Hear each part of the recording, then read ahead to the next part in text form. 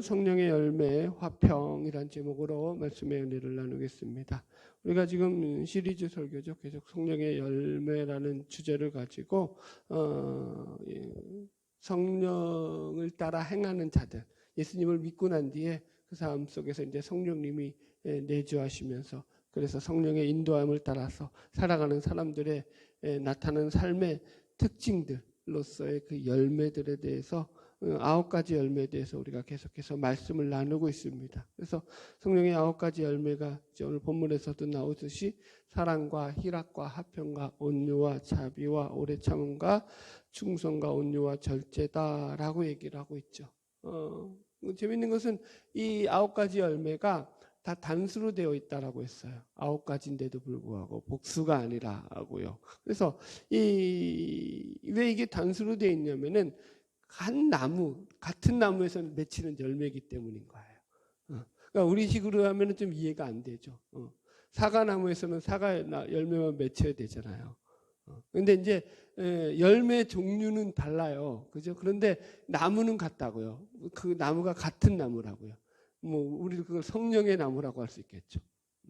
이해하시겠죠? 그래서 같은 나무에서 맺는 열매이기 때문에 복수가 아니라 단수라고 말할 수 있죠. 또 하나는 이 열매들의 특징이 인격적이고 성품적인 변화에 있다라고 우리 얘기를 했어요. 그러니까 이렇게 이해할 수 있어요. 그런 식으로 생각하자면은 이 열매들이 우리가 그리스도인이 되고 난 뒤부터 신자된 한 사람의 인격 속에서 맺혀지는 열매라는 거예요. 그러니까 한 사람 안에서 전인격적으로 맺혀지는 열매들이라고 해가지고 이게 단수라는 거예요. 그러니까 이런 거죠. 사랑과 희락과 화평과 온유와 자비와 양성과 이런 것들 쪽에서 그러니까 사랑은 엄청나게 많이 맺혔는데 희락은 없고, 예를 들어서 또 반대로 희락의 열매는 엄청나게 많이 맺혔는데 온유의 열매가 없고, 이럴 수가 없다라는 거예요. 이게 한 인격 안에서 예수 그리스도를 받아들이고 나면은 전 인격적으로 그 인격의 변화가 이런 9가지 열매들의 모습들로서 우리 안에서 골고루 나타나게 된다라는 거예요. 그러니까 전인격적인 성장과 성숙이죠. 이런 걸 우리가 늘 기억해야 돼요. 그래서 우리가 지금 이 9가지 열매들을 계속해서 살펴보고 있는데요. 오늘은 이제 3번째 열매죠. 사랑, 희락, 다음에 나오는 화평의 열매에 대해서 우리가 말씀을 살피려고 합니다. 저는 크게 2가지로 말씀을 살피려고 하는데요. 첫 번째는 이 화평이 가지고 있는 특징, 성경이 말하는 화평에 대해서 살펴볼 것이고요. 두 번째는 그러면 우리가 어떻게 이 화평의 열매를 우리 안에서 자라게 할 것이냐라는 how to의 문제, 어떻게 자라게 나게 이 화평의 열매가 우리 심령 속에서 자라느냐에 대한 문제를 살펴보려고 합니다. 첫 번째, 화평의 특징이고요. 그 소제목으로 화평의 정의에 대해서 이야기하겠습니다. 성경이 말하는 화평이 도대체 뭐냐라는 거죠. 여기 본문에서 나오는 거는 에이레네예요. 헬라어 에이레네고, 같은 히브리어로 말하면 샬롬이에요. 샬롬. 많이 들어봤죠? 말씀들. 그래서 이 말은 성경의 문맥에 따라서 화평이라도 번역되지만 평안이라든가 평강 혹은 평화로도 번역이 돼요. 예를 들어 가지고 이제 우리가 이렇게 설명을 해볼까요? 평안이나 평강이라고 번역될 때는 그것이 이제 어떤 의미로 번역이 된 거라고 할 수 있냐면은 우리 마음 가운데서 누리는 마음의 안정감을 말할 때는 이 화평이 평안이나 평강이 되죠. 평안과 평강으로 우리가 생각할 수 있어요. 첫 번째. 그래서 우리의 심리적인 안정감을 누리는 거죠. 어느 리서치 조사기관에서 모든 종교인들에게 왜 당신은 그 종교를 가지고 있고 그 종교에 계속해서 출석하고 있느냐라고 물을 때 모든 종교인들에게서 압도적인 1위를 차지했던 대답이 뭐냐면은 마음의 평화 때문이에요. 마음의 평안을 누리기 위해서라고 대답을 했다고 합니다. 그렇죠. 많은 사람들이 마음의 평안을 누리기 위해서 자신들이 믿고 있는 종교들을 택하여서 다닌다고 할 수 있습니다. 그리고 이것은 우리 기독교도 마찬가지입니다. 오늘날 많은 교회 나오는 그런 교인들 가운데서도 그 마음속에서 마음의 안정을 누리고 평안을 누리기 위해서 나온다라고 하는 분들도 우리는 많이 발견할 수 있을 것입니다. 그래서 평안과 평강이라고 번역할 수 있고요. 두 번째는 말 그대로 화평, 우리가 이제 본문에서 쓰고 있는 이 화평이라는 말인데요. 이 화평은 좀 이런 의미로 많이 번역을 되죠. 좀 개인의 마음의 안정감이 평강이라면은 어떤 상대와 어떤 그 다른 어떤 사람과의 관계성 속에서 맺어지는 그 관계적 화평이죠. 관계적 우호적 상태죠. 예를 들어서 화목한 상태, 그죠? 이렇게 설명을 해볼까요? 윗집과 아랫집이 층간소음으로 싸움을 하고 있어요. 그러면 이거 화평한 거예요? 아닌 거예요? 아닌 거죠. 불화한 거죠. 그죠? 그런 거죠. 그러니까 관계적 상대와의 관계적인 것으로 설명할 때 이 화평의 말이 쓰일 수 있고요. 마지막으로 더 크게 나아가서 이게 평화라는 말로도 쓰여요. 그죠? 여기서 이 평화는 좀 더 큰 개념으로 나오죠. 나라와 나라 사이에서의 서로 전쟁이 없는 관계, 그죠? 서로 화목한 관계죠. 평화의 상태를 유지하는 관계죠. 혹은 또 사회적 질서라든가 법규 안에서도 그 사회적 질서가 잘 유지되고 균형 있게 지켜지고 있는 상태를 가리킬 때도 이 평화를 사용하죠. 우리나라는 평화로운 나라일까요? 아닐까요? 한쪽으로는 평화롭지만 한쪽으로는 평화롭지 않죠. 그죠? 저 북한과의 관계로 치면 아직 휴전 관계이기 때문에 이건 완전한 평화는 아니에요. 그러나 우리 사회 질서적으로 보면은 우리나라는 그 어느 나라보다 평화로운 나라죠. 여러분 밤에 도시에 젊은 여자가 그죠? 막 이 거리를 할부할 수 있는 나라가 그렇게 많지 않아요. 그렇게 치안이 잘 유지되고 있고 그러니까 위협을 밤에 사람들이 돌아다녀서 느끼지 않을 만큼 그렇게 돌아다닐 수 있는 나라가 그렇게 많지 않아요. 그런 면에서 우리나라는 어떻게 보면은 이런 쪽으로서는 매우 평화로운 나라라고 말할 수 있죠. 자, 이렇게 성경에서 말하는 것 말고도 우리가 이 화평이라는 말을 평안이나 평강, 그 다음에 평화, 화평 이러는 말로 여러 가지로 해석할 수 있고 이것이 이제 성경에서는 그럼 우리가 어떻게 말하고 있느냐라는 것을 좀 확인할 수 있는데요. 첫 번째, 이 의미를 이 히브리적인 개념에서 살펴보는 게 가장 먼저일 것 같아요. 샬롬이라는 말로 사용을 한다고 했어요. 이 샬롬이 그리고 신약에서는 에이레네와 같은 말이에요. 그리고 이 말이 성경에서 사용되어지는 가장 그 보편적인 의미는 뭐냐면 하나님과의 관계에서 이루어지는 거예요. 이거 뭐라고요? 하나님과의 관계의 회복을 가리킬 때 이 말이 쓰여집니다. 하나님과의 관계 회복을 가리키는 말이 성경에서 샬롬이고 에이레네예요. 그러니까 하나님과의 관계 회복으로 이루어지는 평화, 화평 이런 것이 가장 기본적인 개념이라는 거죠. 그러니까 예를 들어서 하나님과의 관계 회복으로부터 파생되어지는 일들이 뭐가 있냐면은 내가 하나님과의 관계가 회복되었을 때 자기 자신 안에서도 진정한 자기 자신과의 평화가 있죠. 그리고 그것이 더 발전해가지고는 우리 이웃과의 평화가 있을 수 있고 더 나아가서는 가족과의 평안, 그 다음에 사회에서 질서 가운데서도 평화를 찾을 수 있고 그리고 나라에까지 그 평화가 화평의 관계가 이루어질 수 있다라는 게 성경이 얘기하는 평화예요. 이제 예를 들어서 이제 그 평화의 특징들에 대해서 좀 더 구체적으로 얘기하자면은 이렇게 말할 수 있죠.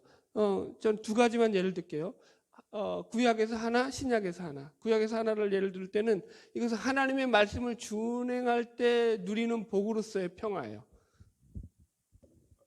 뭐라고요? 하나님의 말씀을 순종할 때 누리는 복이에요.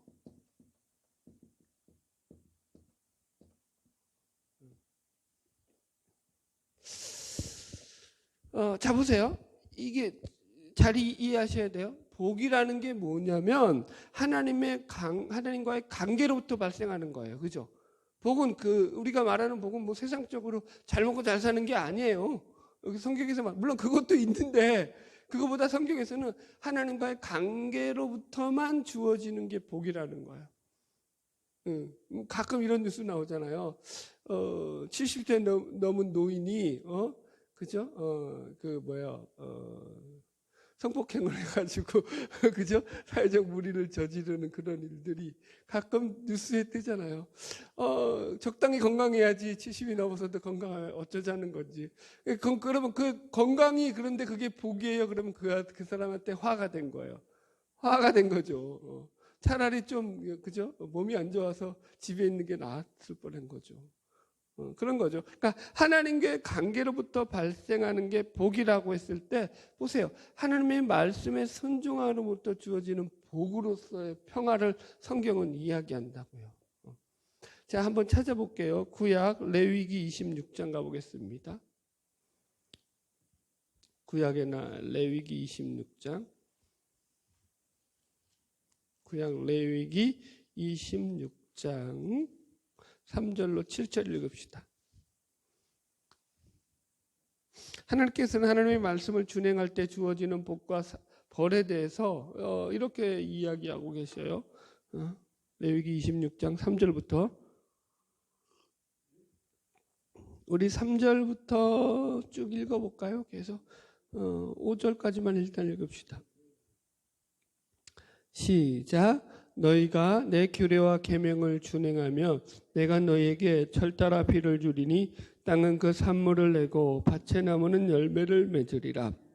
너희의 타작은 포도 딸 때까지 미치며 너희의 포도 따는 것은 파종할 때까지 미치리니 너희가 음식을 배불리 먹고 너희의 땅에서 안전하게 거주하리라. 그러니까 이제 하나님의 말씀을 준행할 때 주어지는 이런 여러 가지 복들이 있다라고 얘기하죠. 그러면서 이제 6절에 이렇게 말해요. 같이 읽읍시다. 시작. 내가 그 땅에 평화를 줄 것인즉 너희가 누울 때 너희를 두렵게 할 자가 없을 것이며 내가 사나운 짐승을 그 땅에서 제할 것이요 칼이 너희의 땅에 두루 행하지 아니할 것이며 이렇게 나오죠. 보세요. 하나님의 말씀을 지키는 자들에게 주어지는 복 가운데 그래서 6절에 보면은 무슨 복이 있다고요? 내가 그 땅에 너에게 평화를 줄 것이다. 평화의 복이 나오죠. 그죠? 이게 바로 이제 샬롬의 복이죠, 여러분. 그러니까 샬롬이라는 것이 하나님의 말씀을 준행하면서 살아가는 백성들 가운데 하나님께서 내려주시는 복으로서 주어지는 것이다 라고 성경은 이야기해요. 자, 우리가 그 반대도 확인할 수 있어요. 자, 한 장 넘겨볼까요? 그 반대. 여기 14절부터 보세요. 14절부터 읽읍시다. 시작. 그러나 너희가 내게 청종하지 아니하여 이 모든 명령을 준행하지 아니하며 내 규례를 멸시하며 마음에 내 법도를 싫어하여 내 모든 계명을 준행하지 아니하며 내 언약을 배반할진대. 그러니까 말씀대로 행하지 아니했을 때 어떤 일이 발생하느냐. 16절 시작. 내가 이같이 너희에게 행하리니 곧 내가 너희에게 놀라운 재앙을 내려 폐병과 열병으로 눈이 어둡고 생명이 쇠약하게 될 것이고 너희가 파종할 것은 헛되리니 너희의 대적이 그것을 먹을 것이며 그죠? 계속 저주의 말씀이죠. 17절 시작. 내가 너희를 치리니 너희가 너희의 대적에게 패할 것이요 너희를 미워하는 자가 너희를 다스릴 것이며 너희는 쫓는 자가 없어도 도망하리라. 보세요. 결국 어떻게 된다고요? 너희 대적이 너희를 칠 것이다. 너희가 너희들과의 대적에서 패할 것이다. 평화가 이루어진다는 거예요. 평화가 깨진다는 거예요. 평화가 깨진다고요. 여러분, 원수들이 너희들을 붙잡아서 너희들을 끌고 가서 노예로 부려먹을 거다. 이 얘기하는 거 아니에요. 25절 보세요. 25절 시작. 내가 칼을 너희에게로 가져다가 언약을 어긴 원수를 갚을 것이고 칼을 너희에게로 가져갈 거라고요. 칼의 재앙이 내린다고요. 칼은 평화와 정반대되는 표현이죠. 이해하시겠죠? 그러니까 하나님의 말씀을 떠나 살아갈 때 너희들의 삶 속에서 평화를 기대하지 말아라 라는 거죠. 자, 이 약속의 말씀이 그대로 여러분 우리가 알고 있듯이 가나안 땅에 들어가서 실천됐죠. 구약의 사사기에 보면은 이스라엘 땅이 가나안 땅에 들어가서 그 땅을 차지했음에도 불구하고 끊임없는 전쟁들이 있죠. 그죠? 그죠? 예, 끊임없이 전쟁하잖아요. 계속 쳐들어오잖아요. 그런데 보세요. 그 전쟁을 갖다가 원인을 성경은 뭐라고 말한다고요? 너희들이 군사력이 약해서 그렇다. 아니면 너희들이 정치를 못해서 그렇다. 너희들의 경제가 약해서 그렇다. 라고 얘기하지 않는다고요. 뭐 때문에 그렇다고요? 너희들이 하나님의 말씀을 준행하지 않았기 때문에 그렇다라고 설명한다고요. 너희들에게 이 가나안 땅에 들어가서도 평화를 누리지 못하고 살아가는 거, 너희들이 원하는 그 평화가 깨지는 이유가 뭐냐? 너희들이 말씀대로 서지 않기 때문이다라고 이야기하는 거죠. 구약은요. 이해하셨죠? 할렐루야. 자, 넘어갈게요. 이제 신약을 봅시다. 마태복음 5장 갑시다. 제일 우리가 잘 알고 있는 팔복 이야기죠. 마태복음 5장 9절 읽읍시다. 마태복음 5장 9절.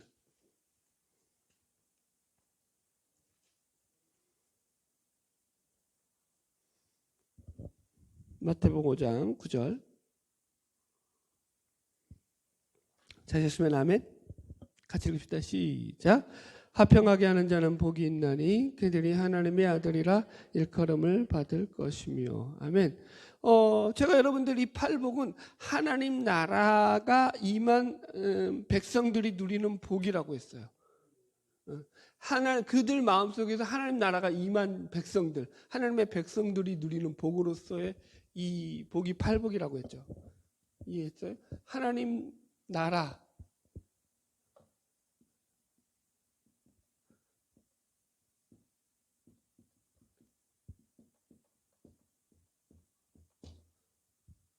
보세요. 그죠? 하나님 나라의 백성들이 누리는 복으로서 뭐라고 말하고 있다고요? 화평케 하는 자의 복이 있다라고 얘기했다고요. 그래서 이걸 원문적으로 표현하자면 복되어라 화평케 하는 자여라고 했어요. 그죠? 이게 이제 네가 이렇게 하면 복이 있다가 아니라 니들은 이미 이런 자들로서 복받은 자들이다라고 하는 게 이 팔복의 표현이라고 했죠, 여러분들. 그러니까 이렇게 살아야지만 너희가 누리는 복이 아니라고 제가 설명했어요. 그죠? 이것은 우리의 삶이기 이전에 하나님 나라가 임한 백성들이 누리는 복으로서 그 복이 우리 안에서 임하여 있는 상태라고 얘기했죠. 이 복이 세상에서 말하는 그래서 단순한 피스메이커가 되어야 한다 그런 말이 아니라고 말씀을 드렸어요. 여러분. 자, 이제 설명을 할게요. 예를 들어 봅시다. 우리가 인류 역사 속에서 가장 큰 인류의 어떤 평화에 공헌을 했던 여러 인물들이 있는데, 예를 들어서 이제 간디 같은 사람은요, 그죠? 비폭력주의로 무장 운동으로서 가장 대표적인 평화 운동에 인류에서 가장 큰 기여를 했던 사람입니다. 그럼 보세요. 이 간디가 했던 그 평화에 엄청난 기여를, 인류 평화에 기여를 했다고 해가지고 간디가 성경에서 말하는 화평케 하는 자라고 말할 수 있느냐라는 거예요. 말할 수 있나요? 없나요? 없죠. 왜 없나요? 여기 보세요. 다시 9절 보세요. 화평케 하는 자는 복이 있나니 그들이 하나님의 아들이라 일컬음을 받을 것이며. 화평케 하는 자, 성경에서 말하는 화평케 하는 자는 하나님의 아들이라고 일컬음을 받는다고요. 그러니까 세상에서 평화와 질서를 유지하는 삶을 살았다고 해서 그들을 하나님의 아들이라고 말하고 있지는 않죠. 성경에서 하나님의 아들은 오직 누구만 하나님의 아들인 거예요. 예수님을 그리스도로 내 마음에 영접하고 하나님을 믿고 살아가는 그분의 자녀들에게만 해당되는 거죠. 신자들에게만 해당될 수 있다라는 얘기예요, 여러분들. 그러니까 여러분들 보세요. 성경이 말하는 것은요, 전부 다 하나님을 믿는 하나님의 자녀들과 백성들이 누리는 뭐라고요? 복으로서 얘기한다고요. 지금 구약에서도 뭐였어요? 이게 복이었죠. 신약에서도 이게 뭐였어요? 복이었다고요. 왜 복이라고 말한다고요? 하나님의 관계성으로부터만 이어지는 화평이기 때문인 거예요. 하나님의 관계성으로부터만 주어진다고요, 여러분들. 할렐루야. 자, 하나 더 얘기해 볼까요? 세상이 추구하는 화평이 있죠. 그러나 그건 진정한 화평이 될 수 없어요. 성경은 그걸 갖다가 거짓 화평이다, 가짜 평화다라고 얘기해요. 예를 들어서 에레미야 6장 14절에 보면 이런 말씀이 나와요. 그들이 내 백성의 상처를 심상히 고쳐주며 말하기를 평강하다 평강하다 하나 평강이 없도다라고 말해요. 그러니까 이게 무슨 말이냐면은 이 에레미야 선지자가 부패한 이스라엘 백성들을 향해서 책망하는 말씀 가운데 하나로서 그 당시 거짓 선지자들이 나와서 백성들을 향해 가지고 너희들 평안해 너희들 아무 문제 없어 아무 탈이 없어라고 심상히 백성들의 상처를 고쳐주면서 말을 했는데 그렇지 않다라는 거예요. 여기서 심상이 백성들을 고쳐주며 말한다고 할 때 심상이라는 말이 무슨 말이냐면은 하찮게 여기다 이런 거예요. 그러니까 실제로는 마음이 없는 거예요. 하찮게 여기는 거예요. 그러면서 하나님과의 관계성은 하찮게 여기고 하나님과의 관계성은 뭐 거의 뭐예요? 전혀 관계도 없이 하나님과는 관계도 없이 자기 마음대로 살아가면서 스스로에게 아무리 뭐 세뇌를 한다고 할까요? 가스라이팅을 한다고 할까요? 나는 평안해 라고 해봤자 그 평안은 가짜 평안이라는 거죠. 그 진정한으로 평안을 누릴 수가 없다라는 거예요. 그래서 이것은 그 안에는 평안이 없다라고 에레미야가 얘기하는 거죠. 옛날 우리 복음성가에서 어린이 복음성가죠. 이런 찬양이 있었어요. 여러분들도 기억나실 거예요. 세상은 평화 원하지만 전쟁의 소문 더 깊어간다. 이 모든 인간 고통 두려움뿐 그 지겨움 끝없네. 몰라요? 교회를 좀 잘 다니셨어야지. 주일학교를 같이 아주 명문 주일학교를 나왔으니까 이런 거 딱 아는 거 아니에요. 여러분들 주일학교도 다 수준이 있어요. 그래서 그 뒤에 후렴이 그거예요. 그러나 주 여기 계시니 우리가 아들 믿을 때에 주의 영으로 하나 돼. 우리가 아들 믿을 때에 그의 영으로 하나 돼. 하날세 우리 모두가 하날세 우리 모두가 하날세 우리 모두가 하날세. 그래도 몇 분은 호응을 하시니까 다행이네. 그것도 기억이 나요. 이런 찬양이 있어요. 얼마나 여러분 기가 막힌 가사예요. 세상은 평화 원하지만 전쟁의 소문도 늘어간다. 여러분 이 모든 인간 고통 두려움뿐 그 지겨움 끝이 없네. 세상이 아무리 평화를 원한다고 해서 그 평화가 이루어질 수 있냐라는 거예요. 이루어질 수가 없다라는 거예요. 왜? 근본적으로 하나님과의 관계가 회복되지 않은 세상 속에서는요, 진정한 평화가 있을 수 있다 없다? 없다라는 거예요. 여러분 인류 전쟁사라는 책을 보면요, 거기 보면은 인류가 세계사에서 기록된 전쟁들만 하더라도 그 전쟁이 1만 6천여 회가 얼굴 발음이 자꾸 입이 짜치죠. 1만 6천여 회나 이 지구상에서 세계 속에서 전쟁이 일어났다는 거예요. 놀라지도 않군요. 지금도 여러분들 보세요. 1년에 그러니까 여러분들 그러니까 못해도 세계적인 전쟁들이 1년에 한두 건씩 계속 일어나는 거예요. 어디선가. 기가 막히죠, 여러분들. 여러분 그러니까 인류의 역사를 그래서 전쟁의 역사라고 하잖아요. 여러분. 이런 말이 있죠. 세상의 평화는 원자폭탄으로 지켜진다. 왜 그렇다고요? 이제는 여러분 전쟁을 하는데 쉽사리 못 저지르죠. 왜냐하면 이제는 원자폭탄을 가져가지고, 그죠? 핵폭탄이 있잖아요. 그거 하나 터뜨리면 니 죽고 나 죽고 다 죽는 거니까 이제는 그게 두려워서 못하는 거예요. 진짜 싸움을 하고 싶은데 여러분들 그것 때문에 그게 그냥 막아주는 거죠. 여러분 그게 진정한 평화가 될 수 있나요? 그게 진정한 평화인가요? 아니죠. 여러분 그러니까 인간이 말하는 평화는 마치 이와 같은 거예요. 가짜 평화예요. 가짜 평화.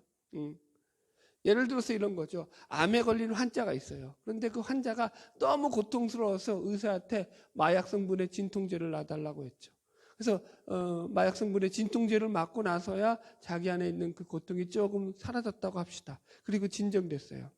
여러분 그게 완전히 치료받은 건가요? 아니죠. 그건 그냥 고통을 무마시키는 잠깐의 진통제 역할만 한 거죠. 조금 있으면 그건 또 다시 고통이 시작되죠. 그걸로는 진정한 여러분 치료가 될 수 없는 거예요.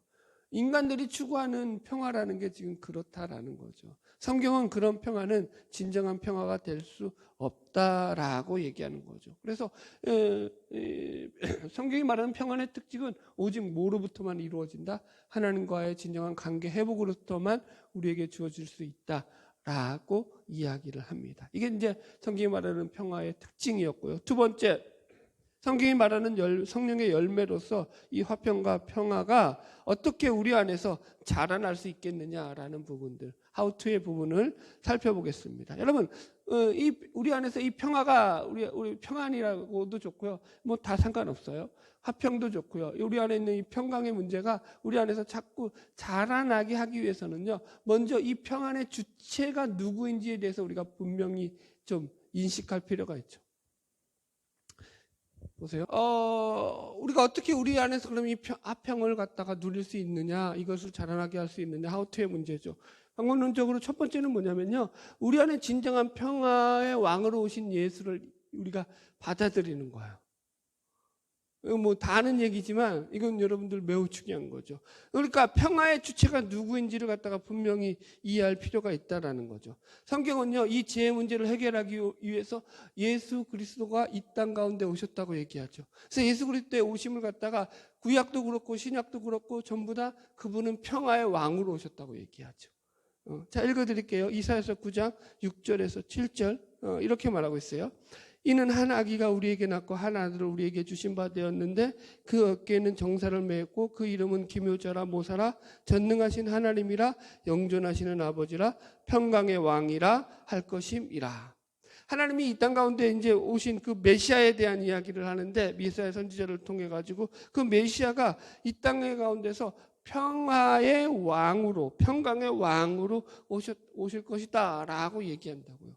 그러면서 마지막 7절 하반절에는 만군의 여호와의 열심히 이를 이루시리라 라고 말하고 있죠. 이 땅에서 진정한 평화를 이루시는 평화의 왕, 그 평화의 주체가 되시는 분이 누구라고요? 하나님이시라고요.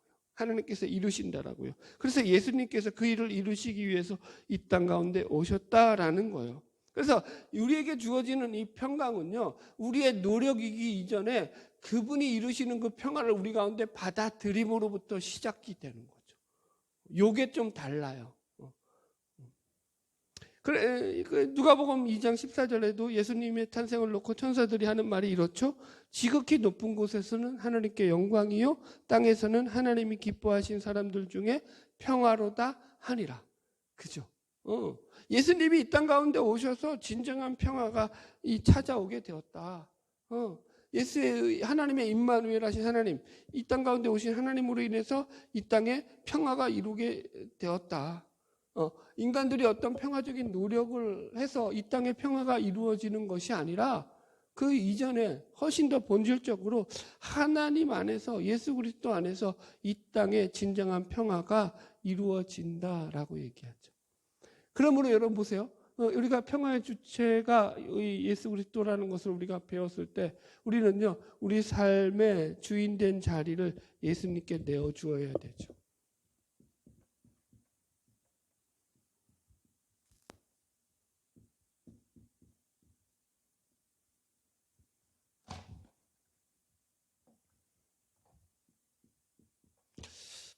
늘 하는 말이죠. 이거는 늘 하는 말이죠, 제가. 여러분, 우리가 성령의 열매로서 이 화평의 열매가 자라나게 하는 방법은요, 결국 우리 마음의 자리에 진정한 평화의 왕이신 예수 그리스도를 주인으로 앉혀드리는 방법밖에 없다라는 거예요. 그래서 이걸 가리켜서 영적 싸움이라고 얘기하죠. 우리는 신분적으로는요, 여러분들 예수님이 우리의 주인이라고 하면서 우리가 그분의 주인됨을 인정하고 살아가고 있죠. 그럼에도 불구하고 수준적으로요, 우리의 삶 속에서 우리가 여전히 우리의 삶의 주인 노릇하고 살아가는 영역들이 아주 많죠. 그것을 이제 주님 앞에 이양시키는 거예요. 그걸 자꾸 내려놓는 거예요. 예수님이 우리 삶의 주인됨을 고백하는 거죠. 그래서 이 주인된 자리의 싸움을 계속 우리 안에서 이루어지는 거예요. 이게 그래서 영적 싸움인 거죠. 여러분, 세상의 싸움도 똑같잖아요. 세상의 싸움도 다 무슨 싸움이죠? 땅을 따먹어서 뭐 한다라는 거예요. 그 땅이 필요한 게 이유가 뭐예요? 거기다가 뭘 받는 거죠? 주도권 싸움, 주권 싸움이죠. 주권 싸움. 주인된 싸움이죠. 일본, 또 나쁜 말 하면 안 되겠죠. 그 일본 사람들이 쳐들어와서, 그죠? 했던 게 뭐예요? 주권을 빼앗는 거예요. 창시개명시키는 거죠. 그것을 주인 걸 다 빼앗는 거예요. 권력을 빼앗는 거죠. 그 싸움이라니까요, 여러분들. 세상 싸움도 마찬가지지만 영적인 싸움도 똑같아요. 그러니까 보세요. 예수를 믿기 전에는 이 싸움이 아예 안 일어난다고요. 그 마음에 예수를 믿기 전에 모든 인간은요. 그 마음의 주인이 자기가 주인이 되어서 살아간다고요. 이게 변하지 않아요. 그런데 예수를 믿게 되면 이제 드디어 신분적인 변화뿐만이 아니라 그 삶의 수준에서도 자꾸 이제 삶의 주인된 자리를 그분에게 내어주는 싸움을 드디어 시작하는 거죠. 그래서 그 자리가 많이 내어질 때 그 부분에 대해서 어떤 결과가 일어난다고요? 화평한 결과를 얻어내게 된다고요. 적용하는 건 수도 없죠. 그럼 보세요. 여러분들이 물질과의 관계 속에서 화평한가요? 이웃과의 관계 속에서 화평한가요? 자기 자신과의 관계 속에서는 화평한가요? 너무 많이 나가나요? 적당히 나갑시다. 그런 것들이 여러분들 그게 주도권 싸움에서 그분에게 주인된 자리를 내어줬을 때 그 관계 속에서 화평한 관계가 이루어진다고요. 이해하시겠죠? 무슨 말인지 여러분들. 그래서 우리가 결국 진정한 화평은 언제나 이런 영적 싸움을 치르고 난 뒤에 예수 그리스도의 십자가로 말미암은 승리 뒤에 찾아오는 평하고 화평이라는 것을 잊지 말아야 됩니다. 그래서 마지막 세 번째 답은 뭐냐면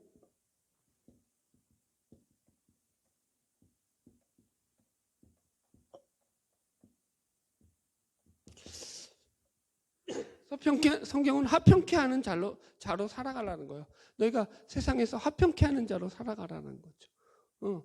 그래서 팔복의 말을 다시 인용하자면 이런 거예요.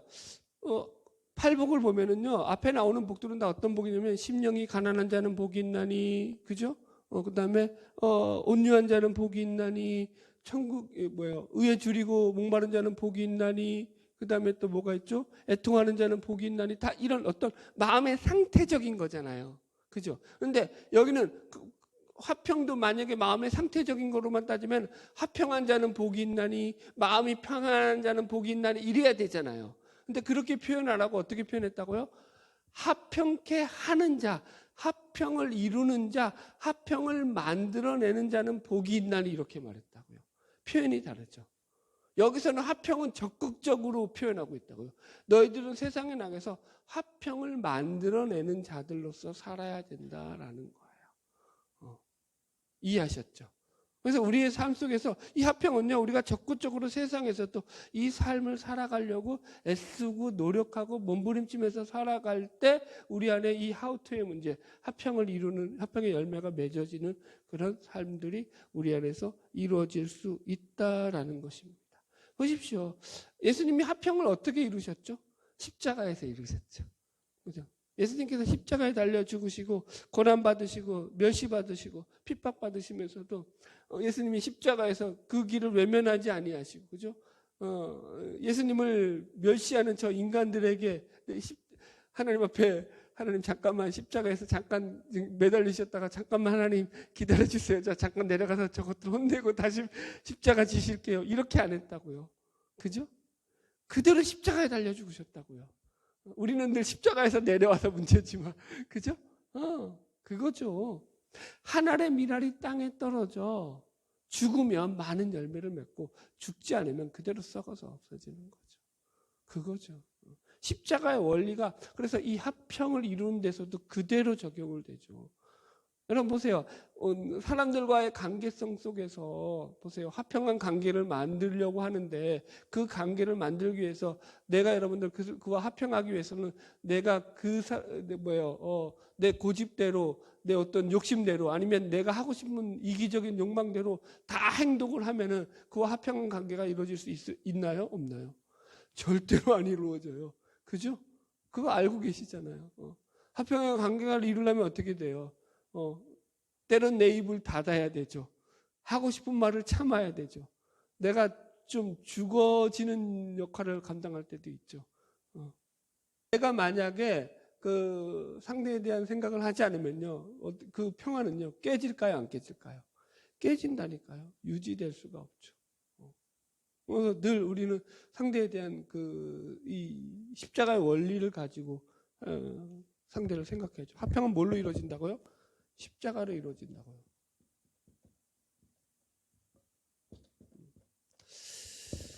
할렐루야. 예, 말씀을 마치겠습니다. 여러분, 우리가 세상에 나가서 화평을 이룬다는 것이 세상이 말하는 그런 어떤 가짜 평화를 이루는 게 아니죠. 우리 안에서 예수 그리스도께서 십자가를 지시고 우리를 구원하셨던 것처럼 우리가 똑같이 이 세상에 나가서 우리가 하나님의 미랄이 되어서 죽는 역할을 마다하지 않고 감당하면서 세상에서 살아갈 때 하나님이 말하는 진정한 평화와 화평이 우리 안에서 이루어지는 거죠. 바라는 저와 여러분을 통해서 날마다 한 영혼을 살리는 이 화평의 자리로 나아갈 수 있는 복된 주님의 자녀들 되기를 주의 이름으로 축복합니다. 찬양하겠습니다.